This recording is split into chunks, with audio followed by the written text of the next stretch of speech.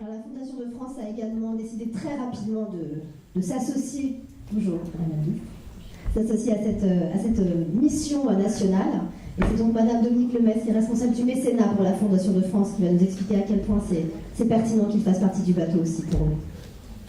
Madame la ministre, Monsieur le ministre, Mesdames les élus, Messieurs et Mesdames les présidents, présidentes, Messieurs les directeurs et directrices, Mesdames les directrices. Je suis très heureuse de représenter la Fondation de France aujourd'hui, particulièrement heureuse, et je vais vous dire pourquoi très brièvement. En fait, la Fondation de France, tout à l'heure, Claude Martin nous disait que finalement, le bien-être personnel, individuel, ne pouvait pas exister sans bien-être collectif. Nous avons la chance à la Fondation de France de travailler dans un endroit où on se préoccupe du bien-être collectif comme le résultat de la solidarité entre des gens qui ont des moyens et la société qui en a besoin, puisque notre métier, c'est d'organiser l'exercice du mécénat et de conseiller sa redistribution. Alors, le handicap est la première cause à laquelle la Fondation de France s'est intéressée il y a maintenant 49 ans, plutôt 50, puisque c'est la première grande campagne qui a été lancée par la Fondation de France pour collecter des fonds.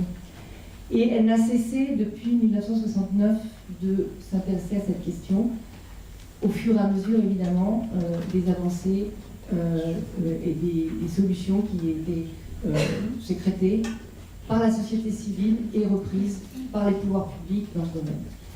Alors, en ce qui concerne les lieux d'accueil, pour nous, aujourd'hui, ça n'est pas une découverte, puisque la Fondation de France s'intéresse à cette question du handicap et des lieux de loisirs depuis le début des années 2000. Elle a fortement soutenu un mouvement dont on a parlé tout à l'heure, qui est Loisirs Pluriels, puisqu'elle a aidé Loisirs Pluriels à essaimer de manière assez structurante dans ces années-là. Et puis, depuis ces années, elle a soutenu plus de 150 projets sur le sujet. Tout à l'heure, on a dit que la société civile n'est pas restée les bras ballants devant ces problèmes. C'est ce que constate la Fondation de France dans l'ensemble du travail qu'elle fait, c'est que la société civile ne reste pas les bras ballants devant les problèmes et les difficultés qu'il y a à résoudre. La société évolue et les besoins avec. Et donc, nous sommes le financeur des projets promus par la société civile, mais bien évidemment, nous espérons que quand la société civile a montré la voie, eh bien, ces initiatives soient reprises, suivies, généralisées et de manière structurante. Et pour nous, aujourd'hui, donc, la création de cette mission, c'est un peu, pas le début de notre travail, c'est l'aboutissement d'un travail qu'on fait depuis plus d'une quinzaine d'années sur le sujet.